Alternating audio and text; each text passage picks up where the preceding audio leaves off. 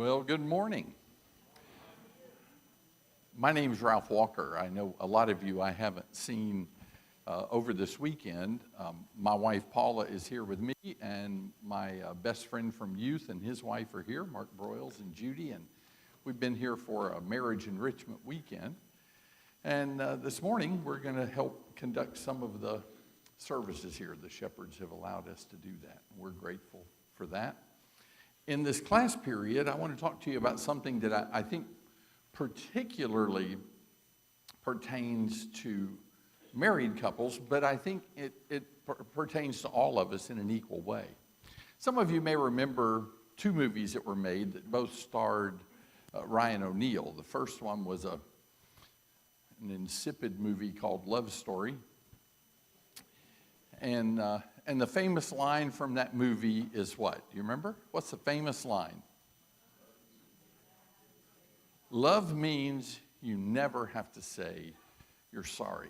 A song was even written about that based on the movie.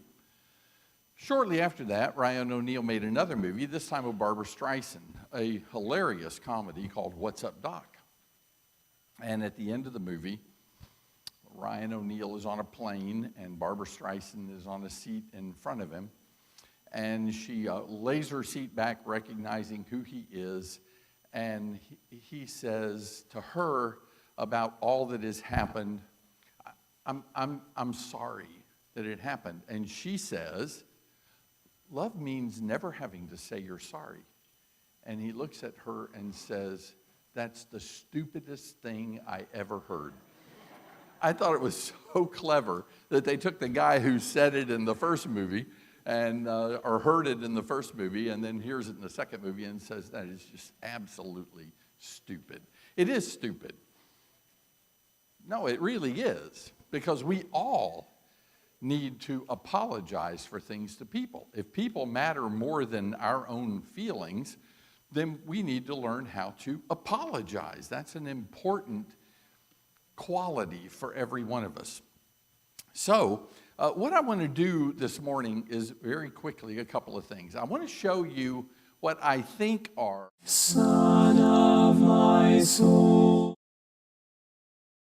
in heavenly love abiding, no change my heart shall fear.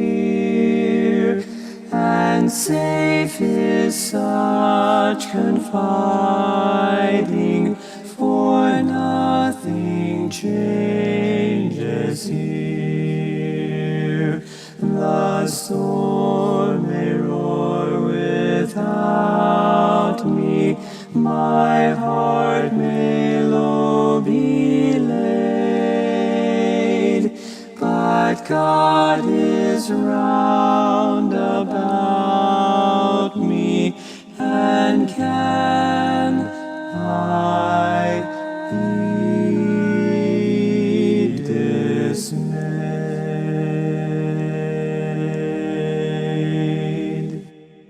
The Lord's my shepherd, I'll not want.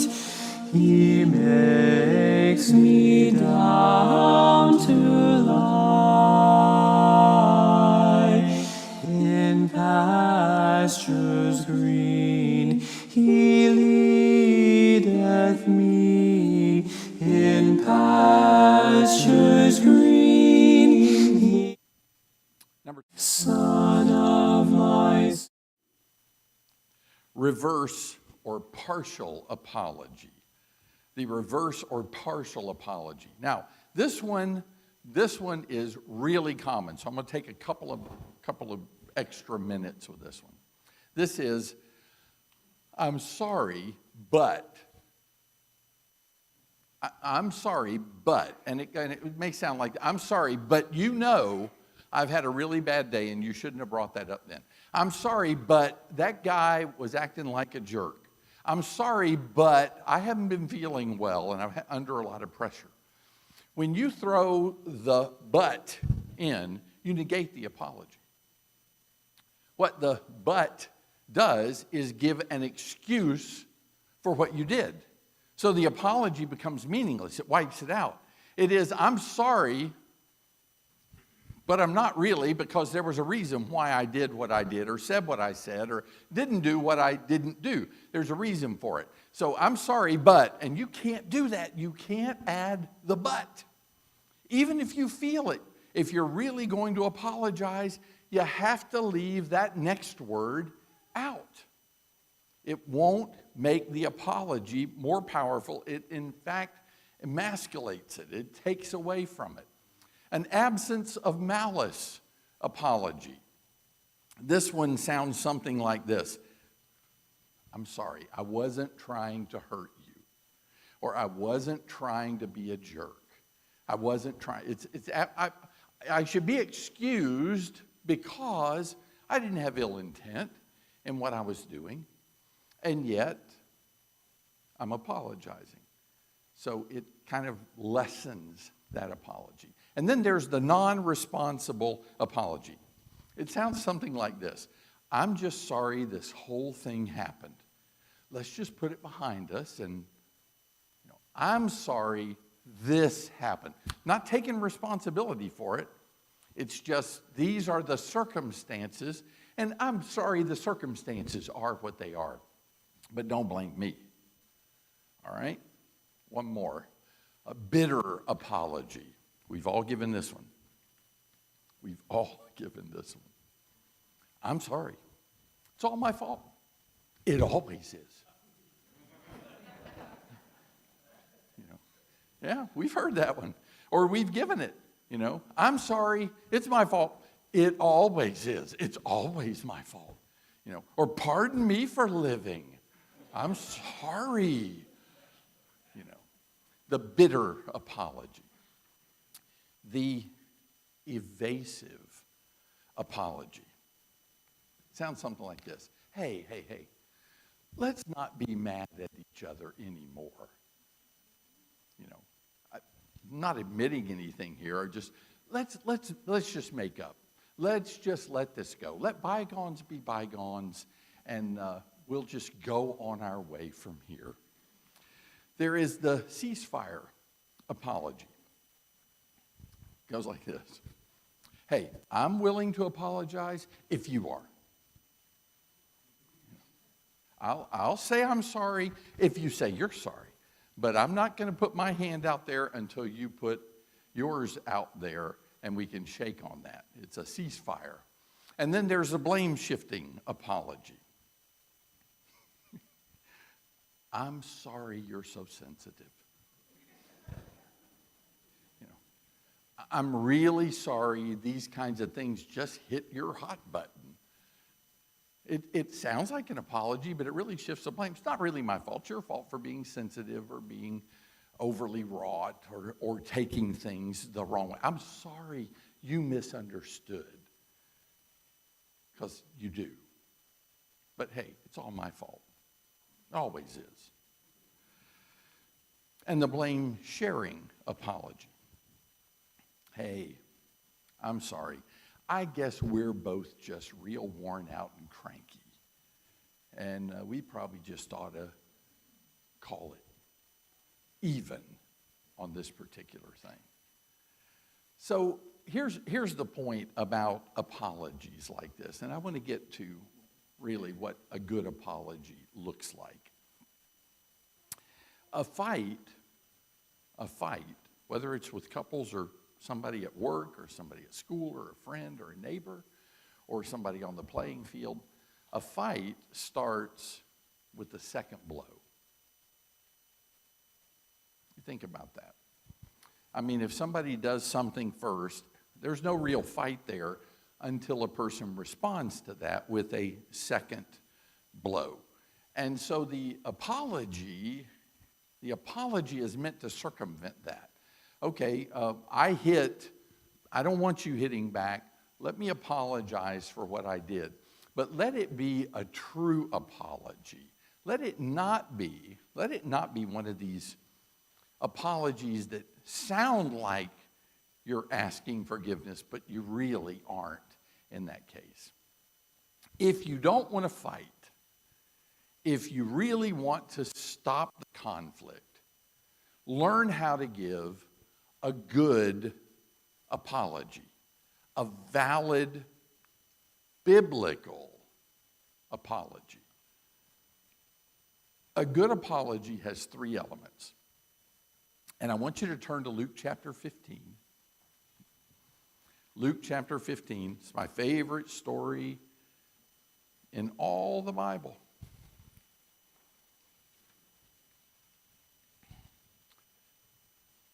It's the parable of the prodigal son.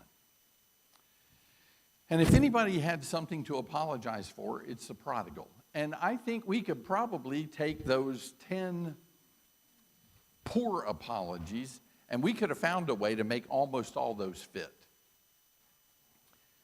But here's a young man who's come to a realization, I have been disrespectful of my father. I have wasted my father's substance and fortune by taking it and spending it on terrible things, wicked things. I've made a mess of my life and I want to come back. Now, he could have said to the father, I'm sorry you've been such an autocratic father and it forced me to leave. I realize now I shouldn't have done that. Or I'll say I'm sorry for having left if you'll say you're sorry for having given me the fortune. You shouldn't have given it to me. If you knew I was irresponsible, why did you ever let me have it? It's really your fault. I'm sorry you reacted the way you did and stayed home and didn't come after me.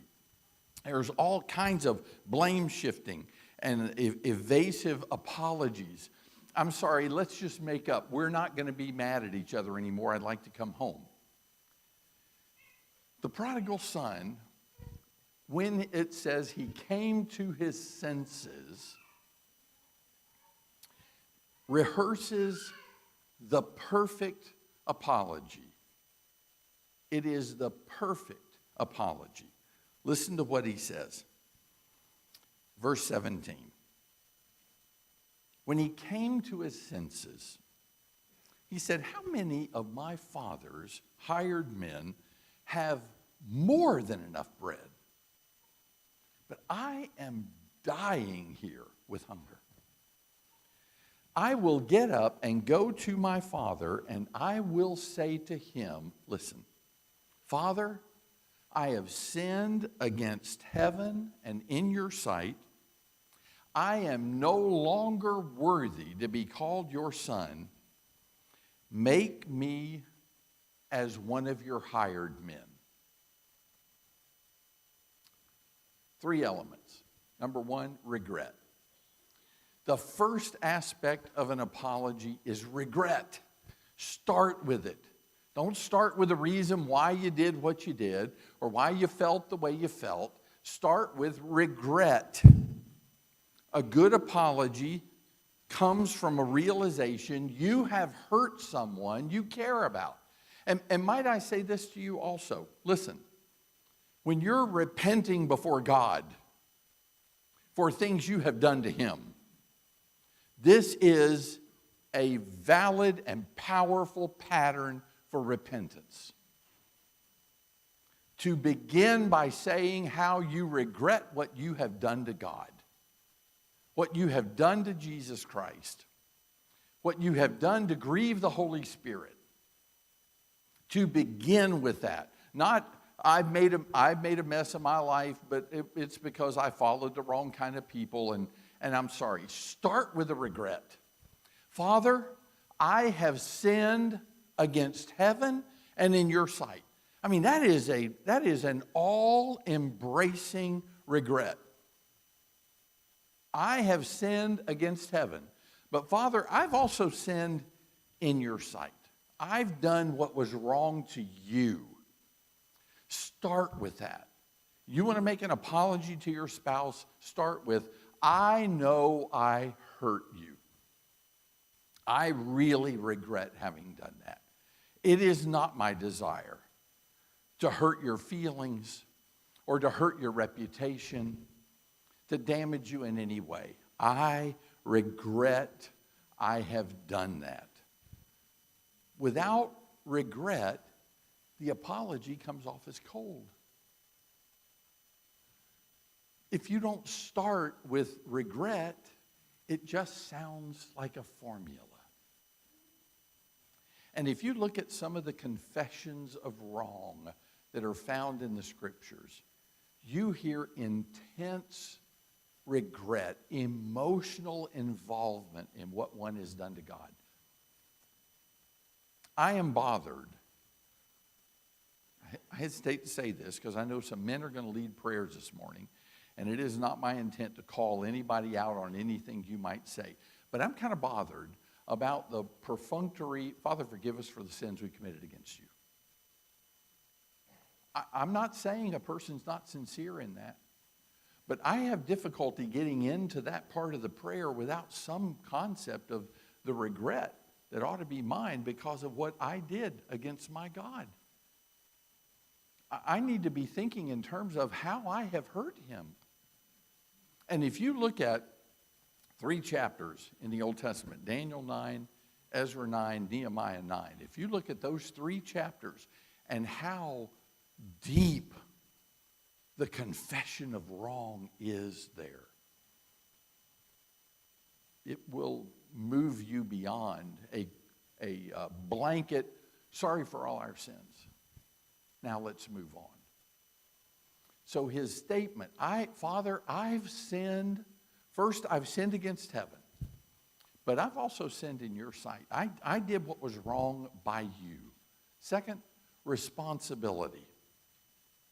Claiming responsibility, accepting total ownership for your actions or your inactions. You hear it in his? Father, I've sinned against heaven and in your sight. I am no longer worthy to be called your son. Not worthy. I have damaged the relationship to such a degree. I have. Not you, not my older brother. You know, I've often wondered about the relationship between the younger brother and the older brother, especially based on the way the older brother responds when the younger brother comes home. There may have been a lot of conflict in that family, a lot of punching in the arms, a lot of hitting and tripping and telling and tattling and all that goes on. There may have been.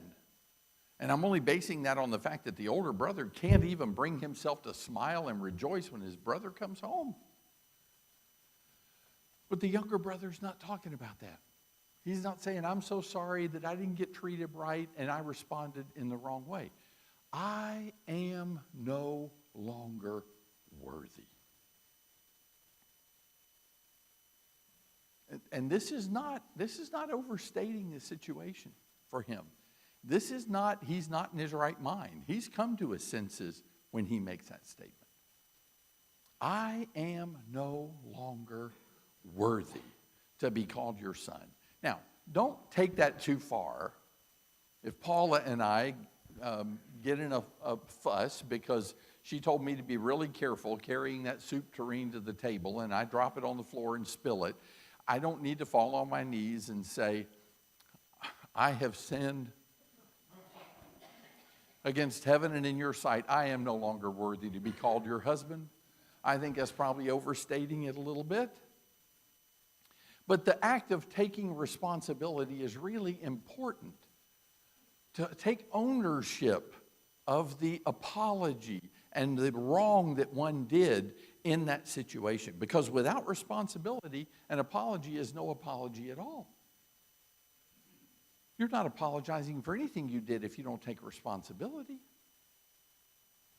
I will tell you, and this has happened, not lately because I've learned, but when Paula and I first got married, there were a couple of times when we would get in a verbal altercation. It would be a little cool, and I would realize I'm at fault. And I would go to her, and I would say, listen, babe, I'm sorry. And she would say, for what? Oh, man. Man, I hate it. When then I got to tear open my heart and tell what I did wrong. To take responsibility. That it just a blanket, I'm sorry, won't work. But to say what I did wrong, that's the hard part. And I'm going to tell you, that's the hard part about talking to God. When we apologize to God, I mean, God, I made a wreck of my life today. I mean, I was ugly with people. I said things I shouldn't have said. I was hateful to people on the road when I was driving. I didn't speak to people kind words when I could have, and somebody needed my help and I was too busy for them. Lord, I am sorry for that. That's taking responsibility. But that's not easy to do. I mean, it hurts to take that kind of responsibility. So, last thing, a remedy. Now, you're on track, I hope. You're looking at the patterns. Do you hear the remedy? Father, I've sinned against heaven and in your sight. Regret. I am no longer worthy to be called your son. Responsibility. Make me as one of your hired men. Hey, I want to come back, but here's the remedy. I'm not worthy. Make me a hired man. Just let me come back under those circumstances, and everything will be fine. Now, what I really love about the story, as Jesus tells it, and I pause for a minute. If you ever doubt the incredible intellectual, emotional ability of Jesus, look at these parables, because Jesus didn't write this parable and refine it and send it off to some other people to edit it and carefully get his wording. This is off the cuff. This isn't something he pulls out of his back pocket and he's got an outline for. He gives this parable off the cuff. It's one of three. He gives three of them in a row. But this parable takes in such an interesting turn. And the subtle hints of what's happening here are so subtle that it's taken me at times reading again and again and again to pick it up. But did you notice when he comes toward his father and his father runs out to meet him, and there's so much about that, he begins his apology. Father, I've sinned against heaven and in your sight. I'm no longer worthy to be called your son. And then the text says, but his father said to the slaves. He never gets to finish his apology. I don't know if in this story the father has a sense of what he's going to say, or the father is saying, I don't need anything else from you. Come home, boy. Come home. It's beautiful that the father doesn't wait for it. He's not got his arms folded. Okay, he's not tapping his foot. Okay, let me hear you first. What do you got? Tell me how you feel. We'll talk about it. We'll negotiate it. You've really hurt the family, and I want you to know that and think about it before you come home. No. Father, I've sinned against heaven and in your sight. I'm no longer worthy to be called your son. The remedy is offered by the father in this case. But the boy is willing to give it, but he never gets to finish his speech. Make me as one of your hired men. Offer a remedy for your apology. Offer a remedy. It may be something like, I'm really sorry that I put you on the spot by asking people to come to the house when you weren't ready for company. It's my fault. I'll tell you, I'll never do that again. Or I will work really hard, not to let that ever happen again. Or in the future, I'll take the responsibility for the company and we'll go out to eat instead of eating at the house.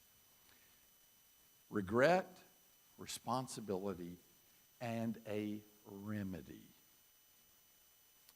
Here's how we're going to fix this so this doesn't happen to us again. It's the perfect apology. It's found in the scriptures, and I'll tell you, it works. Now, having said that, I think there are a couple of last-minute things that we can talk about. One is, in most arguments, there's something each of us can take responsibility for, in most arguments. And I think a really healthy relationship is a mutual admission of wrong. I'm sorry I snapped at you when you corrected me about this. I shouldn't react that way, and I know it embarrassed you, and in the future I won't do that. The other person might say, well, I understand, and I'm sorry that I brought that up, and I'll try to be more careful about doing that too. That was my fault. Those kinds of mutual responsibilities for what was happening, a mutual acceptance that we both probably have something to improve on in that, is going to lead much more quickly to a kiss and make up relationship than a cold, okay, I accept your response, I accept your apology, I accept it. Let's just stop. We need to understand and be patient with each other that love doesn't take into account a wrong suffered. I mean, and we've been talking about the need for apology, but sometimes we need to be ready to receive apologies and be prepared for that. 1 Corinthians chapter 13, verse 5. And then verse 6 says, love doesn't rejoice in unrighteousness. So when an apology is given, you don't take the high ground. Yeah, I win, you apologized. Yep, got another point. That's not the way love works in a relationship. So, in Matthew chapter 18, verses 21 and 22, Jesus is asked the question by Peter, how many times should I forgive somebody? And Jesus makes a statement when he says 7 times. Jesus says, no, 70 times 7. And again, that's not an absolute number. It's not some magical figure. It is keep working at forgiving other people. And I think what that says, folks, is forgiveness, like love, is something you do, not something you feel. You may not feel forgiveness, but you're called upon to offer forgiveness. You're called upon to do that. I mean, that is part of what we are as the people of God. So what does forgiveness look like? And it's got 3 elements. I'm sorry, I'm a preacher. I think in 3s. We gave birth in 3s. We have 3 daughters. So it's just in my DNA. What does forgiveness look like? So I've wronged Paula. I've offered a really good apology to her. I'm very distraught about what I've done. I really am. I'm not, this is not any of those apologies to apologize for. I'm really offering my heartfelt request for forgiveness. What does forgiveness look like? Is it, I accept. Okay, but don't do it again. Here's what I think a great forgiveness will look like. Number 1, it will have empathy. Empathy. I mean, if you want to get back to a restored relationship quickly, you will empathize. And by that I mean to feel what the person apologizing feels. And if you say, I've never felt that, you got real problems in your life, because it's not easy to ask forgiveness and apologize. Not when we really have done something wrong. It's a terrible feeling. It may be a cleansing feeling after it's all over and behind you, but in the process of asking for forgiveness, it's painful. And when a person who's receiving that can empathize about that, and I wish that I had the 3 points shown in the parable of the prodigal son for forgiveness, but I don't see them there. But I do see this, and I love this about the Father.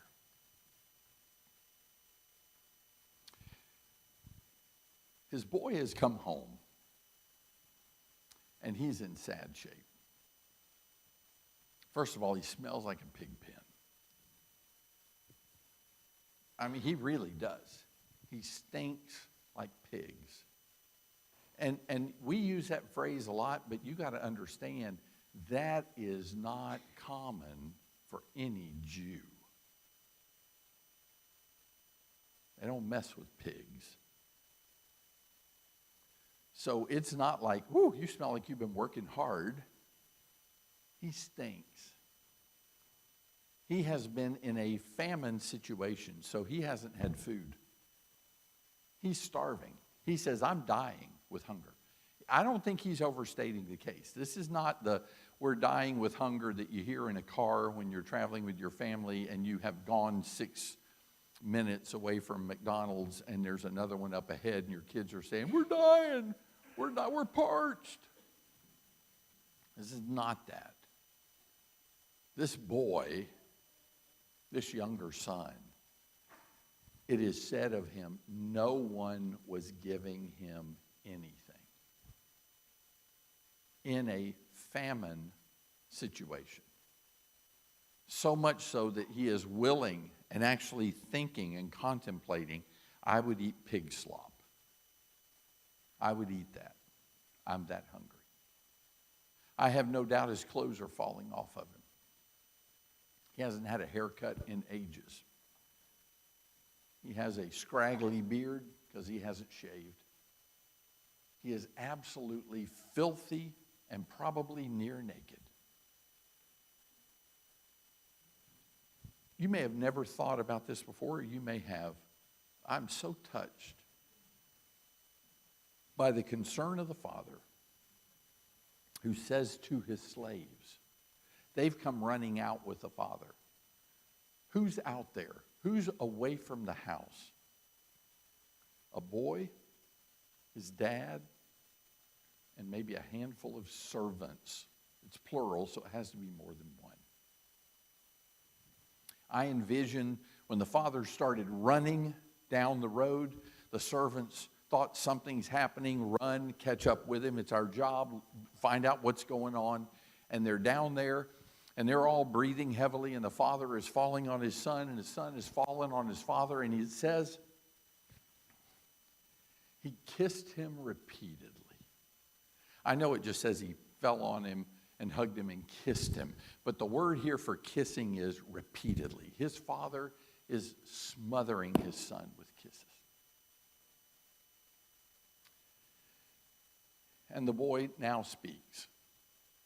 I've sinned against heaven and in your sight, no longer worthy to be called your son. But the father said, quickly, get a robe, get sandals, get a ring, bring them here, and put them on him. The father is the only one who will see his son in his degraded position. When the boy comes to the house, he's got on a fresh robe. He's got on sandals. And he's got a ring of ownership on his hand. What a father. He doesn't want anybody else to see his son in this horrible condition in which he's come home. Only the Father sees him that way. And I have to tell you, we're all here this morning. We are looking good. We're all dressed. Some of us are really hurting this morning. We're living duplicitous lives, broken lives. At times I've been there in an assembly of saints, and because of this I've given thanks that only God sees me as what I am and forgives me. There is an empathy in the Father toward his Son that leads him to respond as he does. Empathy. Empathize first. Second, compassion. There is a longing to relieve suffering, especially of one we love so much. This is love in action. When we forgive, we show empathy, we show compassion. UN Ambassador Jeane Kirkpatrick one time said, we have our wars when at least one of the parties in a conflict wants something more than it wants peace. That's a Profound statement. And then third, grace. Grace. Grace is generosity, it's an undeserved gift, it's beauty, charm, and elegance. So you may be saying, so what would that forgiveness sound like? And here it is. This and we're done. Thank you for apologizing. I know I'm not perfect either, and I've done things in the past that hurt you as much as you've hurt me. I forgive you. I'm really glad we talked this through. Let's not let this be a barrier between us. We've been getting along so well lately. You're a wonderful husband or wife or friend or coworker or brother or sister. And I love you very much. I know that sounds maybe effusive, but there is nothing that would cause me